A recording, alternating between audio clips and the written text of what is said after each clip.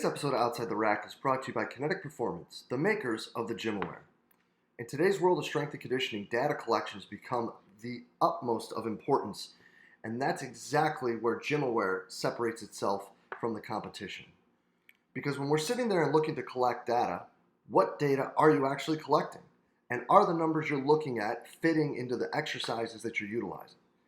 And even more so, are they going to answer the questions that you're looking for? Looking at different ways that you are moving the barbell through peak and mean, both velocity and power, is really what separates Gymaware from the competition. Being able to understand what your ballistic exercises are doing separate to what your strength exercises are doing really allows you to program at a much more specific level for your athletes. So hop on over to kinetic.com.au to see what Evan and his team have in store for you today.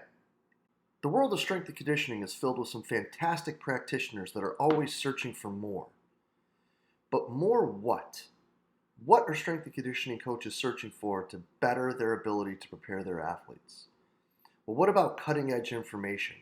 Or a place where you can find different opinions from forward-thinking coaches on what you're doing, how you're doing, and try to get feedback to be better for your athletes?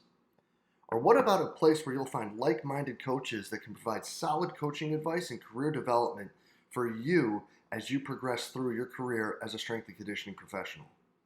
Well, this is exactly why we built the Strength Coach Network.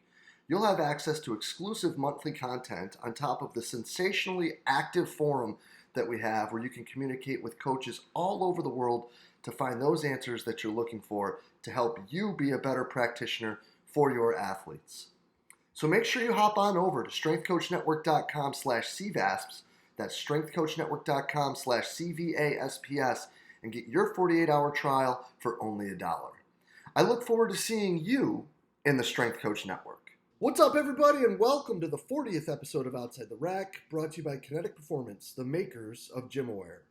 In this show, we're just going to try to dive a little deeper into some of the minds of the top practitioners of the world of sport performance, to learn a little bit more about who they actually are and how they got to where they are today.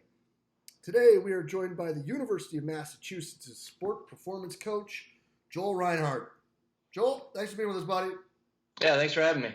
Yeah, man, dude, fired up to get another podcaster on the show. This is going to be great. Yeah. But before we get going too far here, who was Joel Reinhardt? Oh. Even when you giving me these beforehand, it's like, man, me and AC were texting each other like, these are tough questions. But it's good to think about. I don't know. I just had to think like, first and foremost, I just try to enjoy life as much as possible. It's funny, people who only interact with me on social media and they see my whatever Instagram and Twitter posts about blah blah blah science blah blah blah. It's easy to not realize that like we're, especially up at UMass, we're just a bunch of goofballs who are just trying to have fun, and we enjoy each other. And me specifically, like always, I've said it a few times, where it's like I try to take my job very seriously while never taking myself too seriously. And we just, I don't know, while at work, I work my ass off and try to give the best to our student athletes. But then if I'm home, I'm chilling, relaxing, having a good time, just being a goofball for lack of a better word. So, yeah. I think that's a great way to be, though, man. I take my job very seriously without taking myself seriously. Yeah, absolutely. It ends up making both aspects higher quality because, if I'm at work, I don't really, I'm not texting one of my buddies or, and there's little times where you have times to do that, whether I'm eating lunch or whatever. But if it's like I'm at work, I'm doing work. If I'm at home, and it's like it makes things a little better because I'm able to split, not fully split. There's times when it starts to bleed over a little bit, but I'm not, I forgot to get this done at work because I was kind of not paying attention. So now I'm at home and I got to get it done. So then my fiance's mad because I got to do some, it's just like, all right, do that there, and, bring a great attitude to both so that both are being maximized. That's something that a lot of people have a hard time with. Yes. Yes. That's good, man. That's a great way to be. you do post a lot of stuff, and a guy now too digging with a show, finding more information, learning tons of things, trying to make people better. I'm sure that there's been a couple of times that you had to battle back and forth with this next question about what the answer is, but I'm fired up to hear about a learning experience that brought about an epiphany in your career. Yeah, I'd say one of the biggest, it's one of the biggest concepts that's helped me out specifically is Derek Hansen's idea of like signal and noise and how it applies to sports performance specifically. Not that Derek Hansen invented signal and noise, but I think he definitely brought the idea to sports performance in a way that like kind of opened up for me and how I view training specifically. But even in a broad sense, like yes, right now my job is as a sports performance coach working with athletes, but in an overarching sense and even a zoom out a little more, my main interest is just human performance in general and like any endeavor, whether it's hedge fund manager or a scientist or whatever, like what makes humans good at performing in any endeavor. And I was having a conversation. Both my dad and my uncle are supercomputer software engineers, and I was at just sitting down at like Christmas or something like that with them, and I was kind of explaining in more detail what exactly I do. And my uncle is not interested in sports at all, like has no like even framework for like sports or being athletic or anything. My dad played sports even through college, so he has a better understanding. But my uncle, without any knowledge, goes, "Oh, it sounds like you're trying to split signal from noise." And I was like, "Oh, that's really cool," And it was I'd just been introduced to that topic, and I actually texted Derek about it, like he appreciated it, thought it was hilarious. But yeah, that topic in general, where it's like cutting through. I mean, at the root of it, it's cutting through garbage to find what actually matters. Whether that's in a sports setting, life setting, and whatever. I mean, for me specifically, it probably shows up in my personal life in the most obvious way. For me, is I can't stand small talk. Like if somebody's just like, "Hey, how you doing? Like, where are you from?" Like meeting people at conferences or something. It's just like I don't care. Like stop, stop. Like if we want to have a real conversation about something, like whatever, like absolutely, I'm all ears. I will be engaged as possible. But if it's like, weather's kind of crazy, I'm already tuned out. So like it's just like if it's not like if we're gonna have a meaningful conversation about something that's for real, like I'm all in. And then if it's kind of just noise essentially, then I'm tuned out. I'm already thinking about the next thing. And it's again, it helps me kind of maximize my time and not necessarily, not that life is all about efficiency, but it helps me prioritize and maximize the things that I actually care about. I have 4 or 5 friends that I talk with every single week, and they're in my wedding. I was in their weddings, or I'm about to be in their weddings, and I don't really talk to anybody else. And and I'm perfectly okay with that. And there'll be times where I go back home and I haven't been home in a while because of just athletics, and see somebody who maybe was like a fringe friend and catch up with them, but then it's like, all right, that's just as good as texting them that one time and just being like, how you doing? Oh, good. You too. Sounds good. Like those interactions I don't have. I just cut them out. But like the people that I'm close with and text every week and talk to and FaceTime, like they're my best friends and we'll do anything for each other. So it's very much like, I don't know, that signal and noise kind of idea it's helped me personally from like a programming standpoint specifically, but even more so I've noticed how it kind of rears its head in all of my life. And it's not even like it wasn't a conscious decision. it's just kind of how I naturally go about those things. I dig it though, man, and I think that efficiency is really important. Yeah, definitely. Like, it helps, especially like for me personally, my current situation. Like Lauren, my fiance, she's a sports performance coach as well. She works at Dartmouth, which is like 90 minutes away from where I live, and so it's funny because we talk to like, I don't know, people who don't work in athletics, normal people or whatever, and they're like, "Oh, that sucks. You live 90 minutes away from each other." And we're like, "Are you kidding me? This is awesome." Because I was at Nichols and she was at Dartmouth, and it was, I was in Louisiana and she was in New Hampshire, and we did that for a year. So um, I don't know. Now that we have, we're closer and we see each other pretty much every weekend, and now with this, she's pretty much just we're seeing each other a lot more because we're not having to be in the office. But yeah, that efficiency, I had to get very intentional with that efficiency because we had to, be intentional about keeping our relationship going long distance, and that takes a certain amount of discipline and focus, and like it's not just going to naturally happen. So we had to be very focused with it then, and it's helped us even as we are now closer to each other. So yeah. That's awesome, dude. That's awesome. But you are an inquisitive dude too, right? So this one actually, I'm exceptionally intrigued to hear. If you could ask one question and you know you would get the answer, what would that question be and why? So when you sent me this, I was laughing because AC texted me at the same time. I was like, "Dude, what do we say? What am I gonna say to this?" And I have a million different like serious questions I could ask. Well, my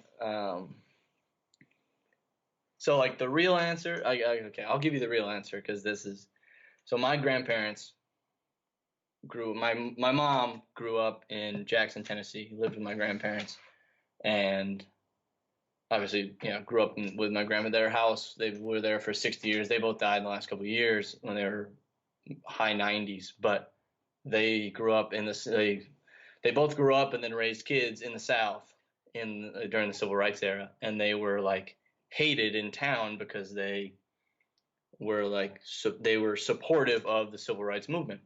And like, I don't know, I've had opportunities to like really like ask them, but you can tell they're always kind of hedging their bets because they were humble people. But it's like, how did you have the courage to stand up in front of, an entire town? I mean, they were, it was, I forget, it's an hour or so from like the original home of the KKK, and they still were like, hey, this isn't how we should treat people. And they had the courage to do that when nobody else was doing it. So that'd be my real answer. Is like I was able to have some conversations with them about that before they both passed, but they're always trying to be kind of humble, like, oh, it wasn't that like, but to like really dive in and like get the true answer, like, how do you do that? Like, because you want to feel like, oh, I've had some adversity in my life, like whatever. No, I haven't. Whereas like, oh, we're gonna support the civil rights movement and raise our kids to think, this isn't the way we're supposed to treat people when the KKK is blowing up buildings down the street and stuff. It's like, that's a different mindset that I am glad that my mom was raised around, but it's like, I can't even wrap my brain around it because it's, I haven't had to live in anything remotely close to that. That's pretty rad, dude. Yeah, they're good people. I got to spend a lot of time with them. I'm the youngest grandson of 21, something like that. 20. So I have a cousin who's like 55. Because we have like this big age gap. So yeah, I'm 27. He's 55. I think that's right. But so I got a lot of. There's a lot of people who were impacted. It's funny, there were. At both my grandmother and my grandfather's funeral, we counted at one point, it was like, their kids, and then the grandkids, which is my generation, and then the great grandkids, like just people in that group. There was like 80 of us there, so it's like it was cool to see. Like, okay, you think about, oh, as coaches, we're able to impact on so many people's lives because you have 50 people on a team or whatever the team is, and then the next year you have the same number, and so you can impact on so many people. But it's like they did the same thing just through like having a bunch of kids, and then their kids having a bunch of kids, and like raising them in a way that's impactful, I guess. I dig it, man. That's a pretty awesome story. Thank you for sharing that. That's pretty cool. Yeah. But listen, brother, let's get you out here with the last one. A guy who can separate. This will be pretty exciting to hear. Then, what's your escape? Oh, yeah. So I guess I ended up touching on it a little bit, but I spend as much time with my fiance as possible when we get time to.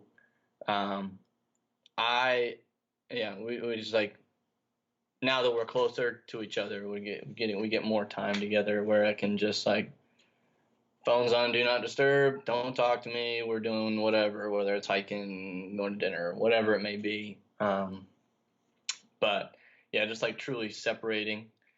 And then I personally work out alone as much as possible. Like, it's funny, I've had whether it's interns or other people I work with be like, hey, we're gonna go hit this workout. Do you want? And it's like, no, I do not want to do that. Like, I'm gonna go do this over here. And I'm okay just being like, no, I don't want to do that. The only person I guess I ever really work out with is AC, but he's in the same boat where we don't really talk. We're just kind of in the same area. But yeah, it's funny because I've worked with people on way opposite ends of this spectrum, but I'm one of the most like introverted people you'll ever meet. And so if I'm not like in a room with 100 dudes coaching my ass off, having a great time, then I'm either with like my fiance, one of my couple best friends, or I'm chilling. Because I just don't like, oh, let's go to this party where there's gonna be all these people, and not a chance. Like, I'll just be like, nope. Yeah, because that kind of touches back to just avoiding like small talk and garbage nonsense conversations. I just can't handle it. And so I don't. I would say I watch as much like stand up as possible, and I really enjoy and will pay a lot of money to go find good like musical theater, like Broadway shows. I love it. And when I was in Minneapolis, they had a bunch of shows, and then I'm now on the East Coast, but I haven't had a chance to make it down to Broadway yet. But when with all this craziness dies down a little bit, I'll definitely take the time to go down there and get a show, whether it's on Broadway or maybe up in Boston or something. But I've always appreciated, and even just like good music in general, I've always appreciated art forms like that because I don't have an artistic bone in my body. Like, I couldn't, you asked me to draw, like make, like I can appreciate art, but I cannot produce it at all myself, which makes me appreciate it even more. Like, I always laugh because all the tattoos I've gotten, the artists that I go to, I give him as little input as possible because I'm always like, whatever I'm going to do is just going to screw it up. So I'm always like, this thing and this thing. And then he goes, oh, yeah, I'll take it from there. And then we figure it out and then we go for it. But yeah, kind of like taking in artistic endeavors, whether it's, stand-up comedy or musical theater, or, I've gotten a bunch of tattoos as well, which I appreciate, like the art form of it outside of like the ideas that I wanted to get for myself. But yeah, that's it without rambling too much, because I can't do art myself at all. I'm horrible at drawing. Like, you look at some, if we're even doing like stick figures on the whiteboard, I'm horrendous. But that makes me appreciate people who can do it at a high level even more. And then that even ties back into just like, I'm interested in human performance, and like, how do you get that good at, whether it's, singing or doing stand up or drawing or whatever. I just think it's fascinating because it's the fact that I'm horrible at it makes it even more fascinating to me. So The study of the elite is the study of the elite. yeah, absolutely. Pretty rad, dude. Appreciate your time, Joel. Glad to see you doing well, man. This is sensational. Thank you. Yeah, absolutely. Thanks for having me on. Yeah, man. Appreciate you, and we'll be in touch soon. All right, sounds good.